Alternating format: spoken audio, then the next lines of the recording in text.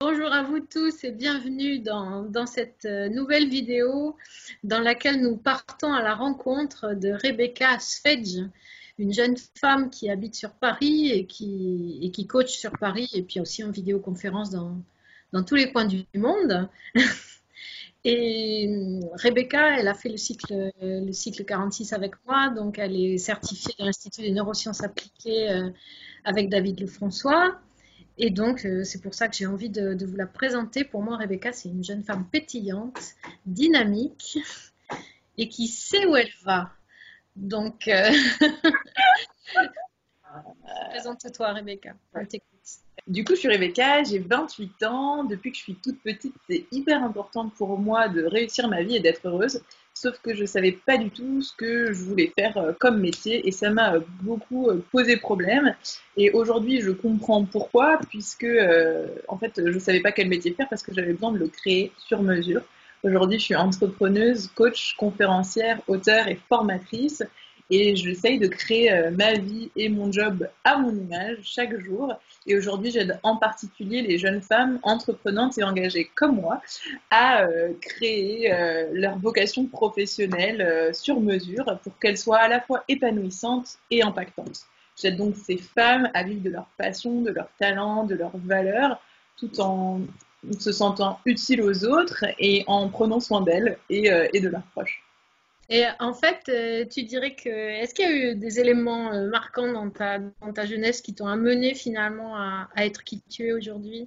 Il y a eu plusieurs moments de ma vie qui m'ont aidée, qui ont été des déclics pour moi pour pouvoir cheminer dans ma vie. Je dirais que le premier, ça a été de comprendre qu'à défaut d'avoir eu une vocation depuis toute petite, je pouvais la créer sur mesure et tout au long de ma vie. Du coup, ça m'enlevait un petit peu la pression de « Ouh là là, t'es censé avoir une vocation depuis que t'es tout petit, sinon c'est que t'as un problème. » Ou si t'es arrivé au bac ou à la fin de tes études ou au début de ta carrière et que tu sais toujours pas ce que tu veux, bah, c'est que t'as un problème.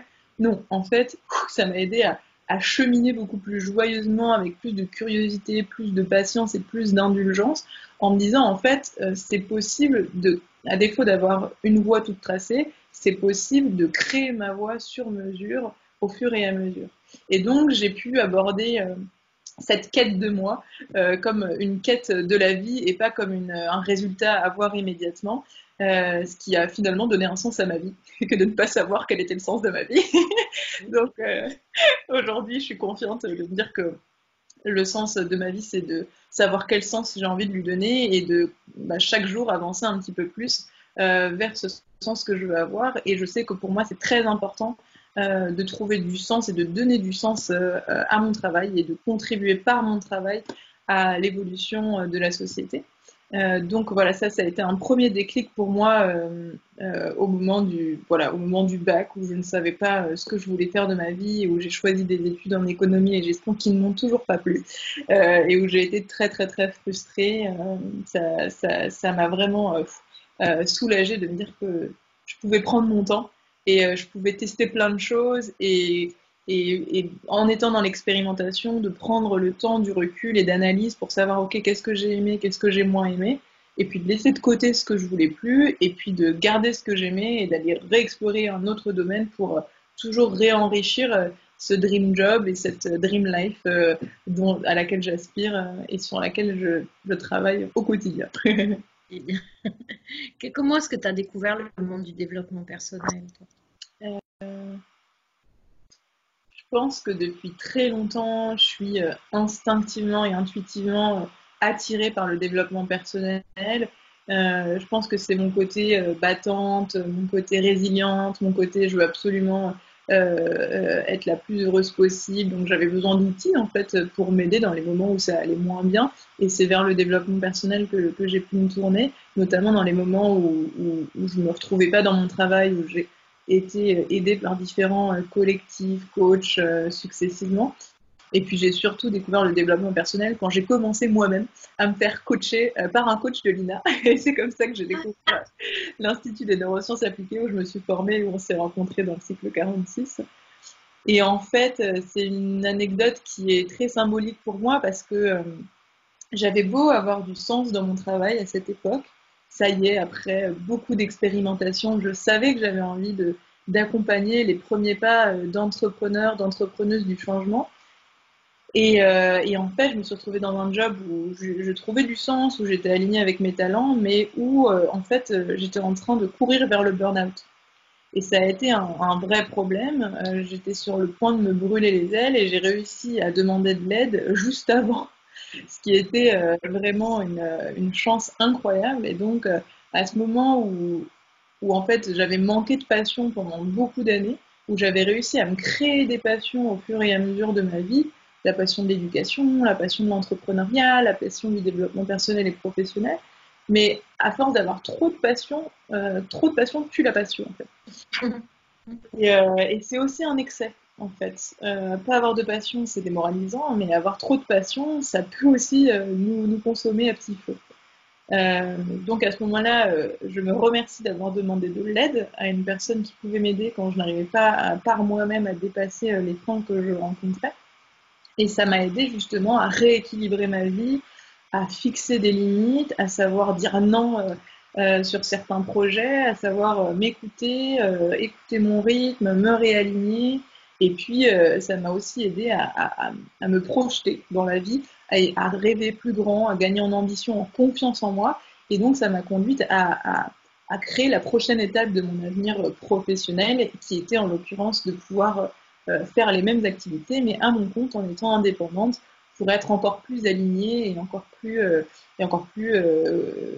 quand je dis alignée, c'est d'être encore plus épanouie et du coup d'être encore plus à ma place et donc de pouvoir encore plus contribuer, être la plus utile aux autres. Donc ça a été un coaching qui a profondément changé ma vie, profondément, et je remercie beaucoup mon coach Fabrice qui m'a vraiment été d'un grand soutien pendant cette période.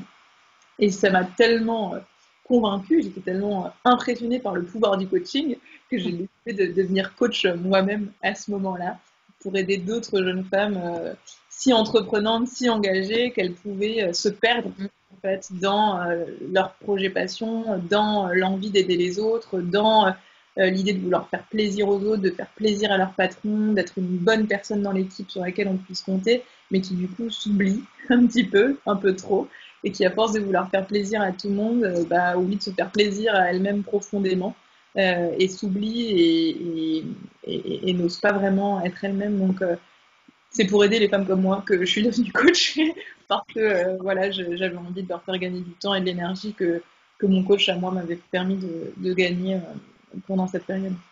Effectivement, tu dis ça et moi je suis allée voir ta magnifique page internet, ton site web qui est vraiment très bien fait, j'aime beaucoup.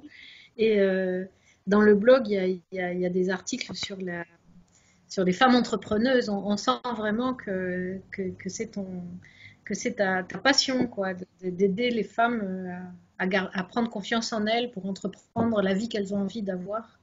Et ça se transpire bien dans tous tes articles. J'aime beaucoup, vraiment. Euh, comment tu l'appellerais ton métier aujourd'hui? Je dirais que je suis coach en épanouissement professionnel pour entrepreneuses et actrices de changement. J'aide les femmes, j'aide les jeunes femmes entreprenantes et engagées à construire une carrière qui soit à la fois épanouissante et impactante, même si elles n'ont pas toujours confiance en elles. J'aime beaucoup, j'aime beaucoup. Et c'est vrai, auteur, parce que tu as écrit un livre sur la prise de parole en public. Et enfin, tu l'as coécrit, et vous trouverez les coordonnées aussi en dessous de la vidéo pour pouvoir avoir accès à ce livre qui est vraiment très très intéressant et très bien fait. Moi, je l'aime beaucoup.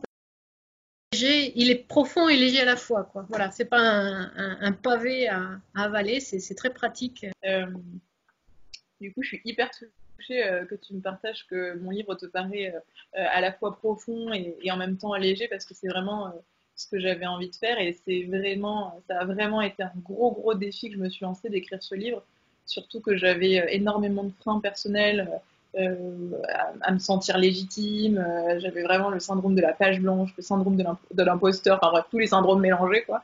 Et, et en même temps, ce livre, il est vraiment symbolique Et j'aimerais partager une anecdote à ce propos qui, j'espère, pourra encourager nos téléspectateurs à oser dans leur vie, parce qu'en fait, un jour, on m'a proposé une opportunité incroyable qui était de réaliser une conférence TEDx à 24 ans.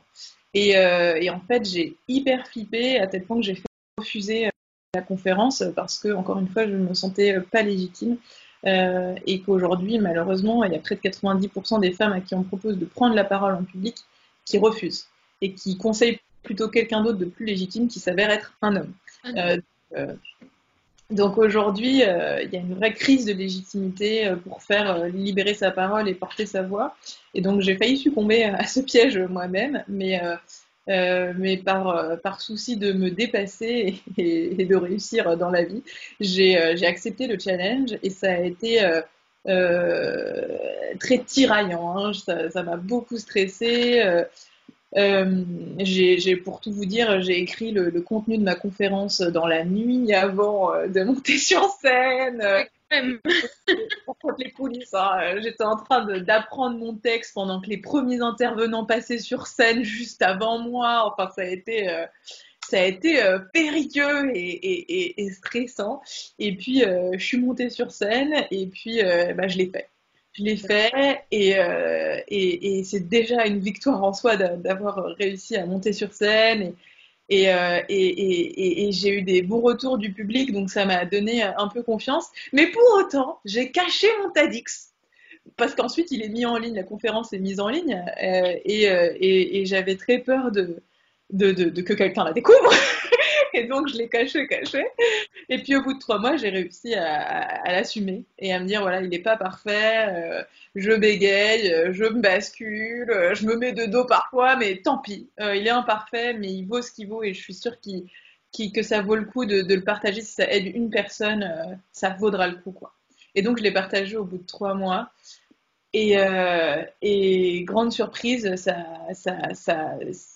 a fait boule de neige. Il y a beaucoup de gens que ça a touché, qui ont pris le relais, qui ont partagé. J'ai eu énormément de partages sur les réseaux sociaux, à tel point que j'ai eu la chance de pouvoir recevoir des retours de gens qui avaient vu mon TEDx de France, mais de pays d'Afrique, du monde entier, qui me disaient à quel point ça les avait inspirés, qu'ils avaient pris des actions pour changer leur vie, qu'ils prenaient une année sabbatique pour changer de travail et machin. Putain, mais c'est incroyable. Tu vois que t'as bien fait et j'avais vraiment bien fait d'oser, d'assumer mes imperfections et de me montrer vulnérable, hein, finalement, parce que c'est un peu ça, de bégayer sur une scène. C'est pas toujours facile d'assumer un trop de mémoire. Mais voilà, ça m'a donné vachement confiance en fait. Il y a beaucoup de gens qui se sont reconnus dans cette vulnérabilité. En fait, c'est grâce à ces gens-là qui ont eu à cœur de me partager leur reconnaissance pour ce qu'ils avaient pu recevoir que j'ai cru en moi et que j'ai osé faire ce grand saut vers l'entrepreneuriat pour devenir coach aujourd'hui. Et ce qui est rigolo, c'est qu'à la fois, il y a des gens qui me disent « Oh là là, c'est génial, est-ce que tu peux me coacher en prise de parole ou est-ce que tu peux me coacher pour trouver ma voix ?» Et paradoxalement, il y a d'autres gens qui vont plutôt me dire « Ah, mais tu sais pas parler, rentre chez toi, etc. » Donc comme quoi, on ne peut pas plaire à tout le monde, mais plus on accepte qui on est, plus on accepte qui on est avec ses forces et aussi ses vulnérabilités, ses fragilités, plus on va déplaire, mais plus on va plaire aussi à des gens, plus on va être utile et plus on va se focaliser sur ces gens-là, plus on va pouvoir rayonner et être utile à un max de monde. Donc, voilà. Et donc, pour moi, s'aimer, se faire confiance, oser, c'est tellement la base de tout que aujourd'hui, moi, je coach beaucoup en confiance en soi, mais je vois à quel point c'est tellement vaste. Ça comprend 1 milliard de choses. On entend tous de 1000 façons différentes. Et d'ailleurs, je pense que c'est toi un jour qui m'avait donné l'astuce de dire, ok, quand j'ai une cliente qui est venue et qui m'a dit, voilà, j'aimerais que tu me coaches sur ma confiance en moi. Et moi, à l'époque, je me disais, c'est trop précis, ça veut dire quoi, coacher en confiance en soi? Et c'était au moment où je commençais à me spécialiser sur l'aspect confiance. Et tu m'avais dit, mais en fait, l'objectif de coaching, c'est pas d'avoir confiance en soi, c'est de quoi sera-t-elle capable, qui sera-t-elle quand elle aura confiance en elle. Donc, nous, on se pose la question, ok, toi Nathalie, moi Rebecca, vous qui nous regardez, de quoi seras-tu capable? Qu'est-ce que tu vivras? quand tu auras confiance en toi? Quelle serait ta vie si tu avais pleinement confiance en toi? Qu'est-ce que tu t'autoriserais à faire? Qui t'autoriserait à être? C'est ça. C'est assez dingue. Et voilà, pour moi, c'est quelque chose, pour vivre vraiment des moments de crise de confiance en moi, sur plein d'aspects, encore aujourd'hui, encore demain, c'est un chemin d'une vie. C'est toujours une zone de confort à élargir de plus en plus, de mieux en mieux. Mais pour savoir, voilà, on peut cheminer, ça s'apprend de gagner confiance en soi et ça permet de s'épanouir et, comme tu le disais à juste titre, de rayonner et donc de pouvoir être de plus en plus utile aux autres. Donc, l'enjeu de confiance en soi, c'est un enjeu qui est égoïste, c'est-à-dire qui est important pour soi, pour prendre soin de soi, et c'est aussi un enjeu altruiste pour pouvoir partager ta valeur personnelle unique aux autres. Exact. Toi, tu dirais que les femmes qui viennent vers toi, qu'est-ce que qu'est-ce qu'elles cherchent? Alors, bien sûr, elles cherchent à augmenter leur confiance en soi, mais c'est quoi leur problème en général? Les femmes qui viennent vers toi, elles sont dans quelles difficultés en général? Euh, les femmes qui viennent vers moi, elles vont bien. Elles vont plutôt bien. C'est des femmes incroyables. Elles ne le savent pas toujours, mais c'est des femmes qui m'inspirent énormément, vraiment profondément. Euh, c'est des femmes qui sont vraiment investies dans leur vie et qui ont vraiment à cœur de faire de leur travail à la fois un outil de développement personnel, d'épanouissement, et aussi d'impact positif sur le monde pour être utile aux autres. Mhm. Le problème, c'est qu'elles ne savent pas exactement quelle sera la prochaine étape de leur vie professionnelle. Elles savent déjà un petit peu ce qu'elles aiment, elles ont déjà des aspirations, mais elles ne savent pas exactement comment vivre de leur passion. Elles se sentent un peu éparpillées entre plusieurs envies, plusieurs projets. Elles sont souvent épuisées d'être autant engagées pour les autres et elles s'oublient parfois elles-mêmes, quitte à parfois négliger leur projet personnel, enfin leurs soins, leur santé parfois, quand elles aussi s'approchent du burn-out. Donc c'est des femmes qui globalement vont bien, mais voilà, qui manquent de confiance en elles, qui ont envie d'avoir plus confiance pour rêver plus grand, pour l'idée, c'est qu'elles puissent retrouver du sens dans leur travail et de se réinventer parce qu'en fait, même si on trouve du sens dans son travail à un certain temps, on change. Et donc, du coup, on a besoin de se réinventer à tout instant. Donc, l'idée, c'est que ce sont des femmes qui ont des difficultés à se réinventer professionnellement, qui sont intéressées par le développement personnel. Euh, qui ont été très autonomes par rapport à ça, très démerdeuses, très voilà, qui se débrouillent bien, mais comme tout le monde, au bout d'un moment, on arrive au bout de ce qu'on peut faire tout seul, toute seule, et on a besoin de quelqu'un d'autre pour nous aider à nous réinventer. Aujourd'hui, tu le sais peut-être, 95% de nos pensées d'aujourd'hui sont les mêmes que de demain. On pense toujours la même chose. Comment est-ce qu'on peut se réinventer, trouver des nouvelles solutions aux problèmes qu'on rencontre? Comment on peut trouver des solutions aux problèmes que notre état d'esprit actuel a engendrés? On a besoin de quelqu'un d'autre pour nous aider à nous poser des nouvelles questions, à accoucher d'une nouvelle identité, à progresser dans sa carrière en fait. Mettre le doigt sur qu'est-ce que je veux plus, qu'est-ce que je veux, et du coup à quoi je dis bye bye et qu'est-ce que je mets en place pour cheminer et avancer dans ma vie. Donc moi, mon but, c'est que ces femmes qui sont en quête de plus de confiance et de réinvention professionnelle, elles puissent retrouver de la joie, de la légèreté, de l'enthousiasme dans leur vie, elles puissent trouver plus d'équilibre de vie, garder du temps pour elles en dehors du travail, qu'elles ne s'épuisent pas dans leur travail, qu'elles se rendent compte qu'il n'y a pas que le travail dans la vie. Alors je dis ça aussi pour moi parce que j'adore le travail, c'est hyper important pour moi. Et en même temps, il y a plein d'autres choses en dehors et c'est important de garder du temps pour les loisirs, pour les proches, etc. Et parfois, on a du mal à jongler avec tout ça. Juste les aider à devenir les personnes qu'elles aspirent à être de façon plus sereine, plus rapide, en leur faisant gagner de l'énergie, du temps, et puis le faire en bonne compagnie, avec beaucoup de joie et beaucoup de soutien dans les moments où ça va moins bien, parce que oui, on est humaine, et il y a des moments où on chiale, et il y a des moments où on doute, et il y a des moments où on peut avoir honte. Et pour moi, tout ça, c'est OK, c'est bienvenu. Et justement, j'aspire à être hyper bienveillante et à accueillir la personne comme elle est. Tout ce qui est dans le passé, c'est le passé. Nous, on est cap sur l'avenir et bien sûr très ancré dans le présent. Hein. C'est très très important de savourer le chemin et pas seulement la destination. Donc voilà, mon but c'est vraiment de permettre aux femmes de s'affirmer, de trouver leur place et même de créer leur place où qu'elles soient en fait. C'est magnifique, Rebecca, parce qu'au fur et à mesure que j'ai les questions qui me viennent dans la tête, toi, tu réponds avant même que j'ai besoin de les poser. Donc, en fait, ton cheminement était le mien, donc c'est vraiment super, quoi. J'aime beaucoup. On voit que tu t'exprimes avec fluidité, beaucoup de fluidité sur ce qui t'arrive finalement en tant que professionnel de l'accompagnement, sur ce qui se passe pendant tes séances et d'où tu prends la personne et où tu veux la mener. Et on voit que tu as les idées. Je reviens sur ce que je disais au départ, tu es quelqu'un qui sait où tu veux aller et on voit que tu sais aussi où tu veux amener ta coachée. Donc c'est vraiment ça ressort vraiment ça. Et j'aime beaucoup ça de toi. En résumé, qu'est-ce qui fait ta différence, ta spécificité? Pourquoi on irait voir toi plutôt qu'une autre coach? Je dirais que c'est vraiment mon alignement, c'est-à-dire que je prends beaucoup de temps et je m'autorise du temps pour savoir qui je suis, où j'ai envie d'aller, pour mettre en place les actions qui me permettent d'y aller, pour changer les choses dans ma vie, pour dépasser mes peurs, pour assumer mes vulnérabilités. Pas toujours, j'avoue, je fais de mon mieux.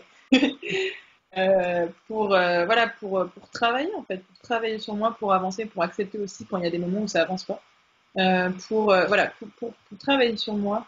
Et, euh, et du coup, c'est cet alignement personnel, cette détermination qui fait que j'aide au mieux les personnes qui ont envie de s'aligner, qui ont envie de développer une carrière épanouissante et impactante. C'est parce que moi-même je l'ai vécu, c'est parce que je continue de le vivre, c'est parce que j'accompagne des personnes en individuel, en collectif, dans des écoles, des entreprises, des organisations. C'est parce que je suis passionnée par ce que je fais. En fait. Parce que c'est ça, je pense que voilà, je travaille beaucoup mon alignement pour être passionnée par ce que je fais, pour attirer à moi les personnes que je peux vraiment aider, réorienter les autres vers des personnes qui sont plus compétentes et plus qualifiées pour leur cheminement à elles. Et je pense que c'est une forme d'éthique qui prime dans la façon d'exercer mon travail aujourd'hui, qui réussit à mes clients, qui réussit aux personnes que je n'accompagne pas, mais qui sont accompagnées par des personnes exceptionnelles et qui me réussissent à moi dans mes choix de vie aussi. Où est-ce qu'on peut te trouver où est-ce que tu travailles Alors, en ce moment, je suis en confinement de coronavirus. Oui, bon. Oui, cette interview est faite pendant le confinement, effectivement. Donc, moi, je fais différents projets Oui. que j'adore. Euh, ce que j'adore faire, c'est mon programme d'accompagnement de talents. J'accompagne en individuel des jeunes femmes entreprenantes et engagées qui ont Mhm. envie de construire cette carrière épanouissante et impactante, même si elles n'ont pas toujours confiance en elles. Et je les aide dans ce chemin-là. En, je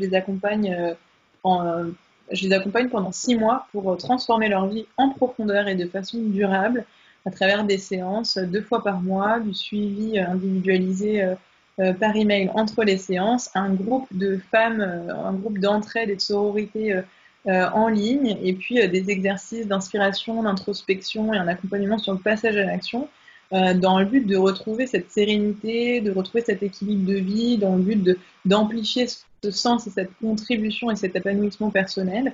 Ça, c'est mon programme phare d'accompagnement individuel que je propose à 10 femmes par an et pour lequel je propose des séances diagnostiques offertes pour celles qui se reconnaissent dans le profil et qui auraient envie de voir si ça leur correspond. Et puis au-delà de ça, je fais aussi des programmes en collectif parce que j'adore aussi l'intelligence collective. Tout seul, on va plus vite, ensemble, on va aussi.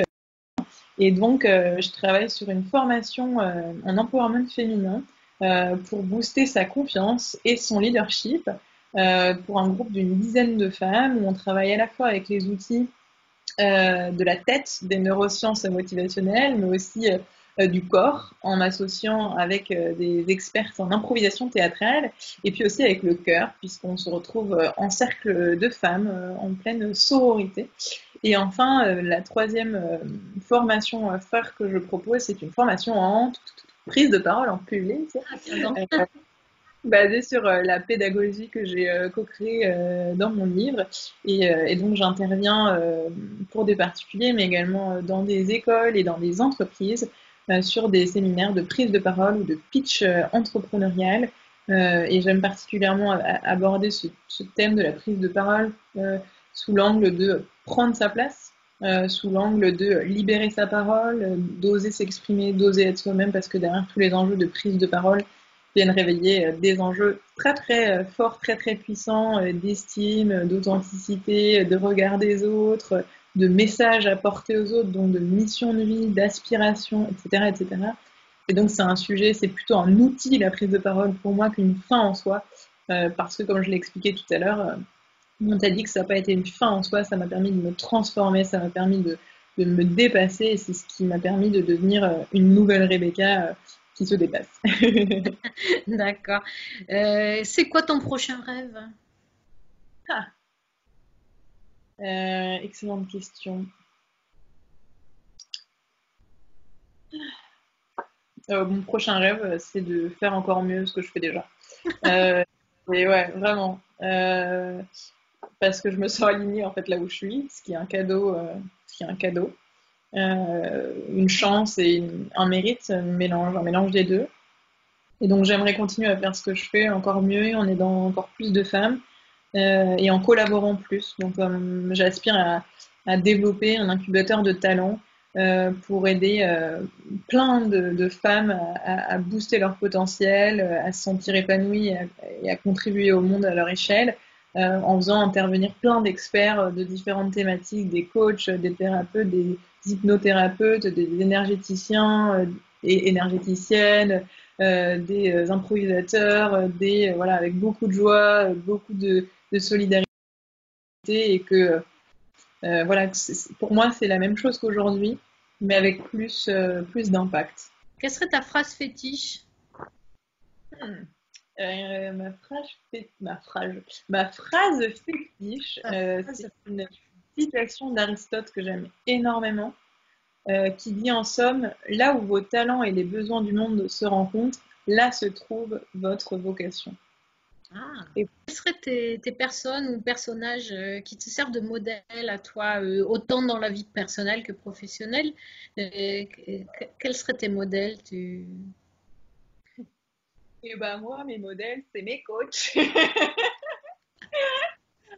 En vrai, enfin, vraiment, je décide d'investir en moi et d'investir en des gens dans lesquels je crois. Et aujourd'hui, ma coach actuelle, par exemple, m'inspire énormément. Je peux énormément m'inspirer de ce qu'elle fait, de ce qu'elle me transmet pour gagner du temps, gagner de l'énergie. Et c'est aussi en ça que ça renforce le sens que je donne à mon job, parce que mon but, c'est de pouvoir faire pareil et transmettre ça ensuite à d'autres aspirants coachs, entrepreneurs, entrepreneuses, actrices de changement. Et donc moi, les personnes qui m'inspirent le plus, c'est celles dont je prends soin de m'entourer et desquelles je prends soin de, de demander de l'aide.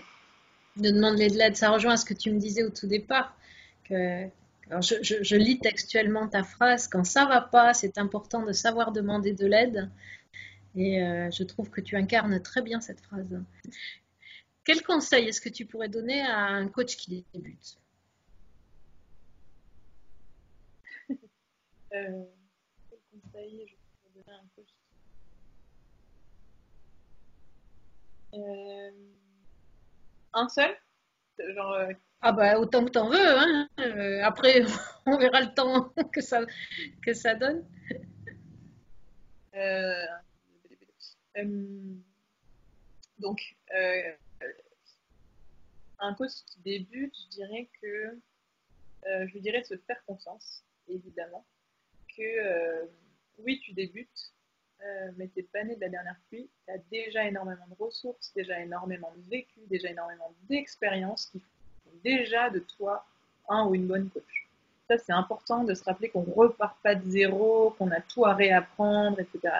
On a déjà des ressources en soi qui font déjà de nous un bon coach ou une bonne coach. Ensuite, viens compléter ta formation existante. Moi, j'ai trouvé ça passionnant de découvrir à l'INA et puis dans d'autres formations la psychologie, des outils, des rencontres magnifiques comme avec toi, Nathalie.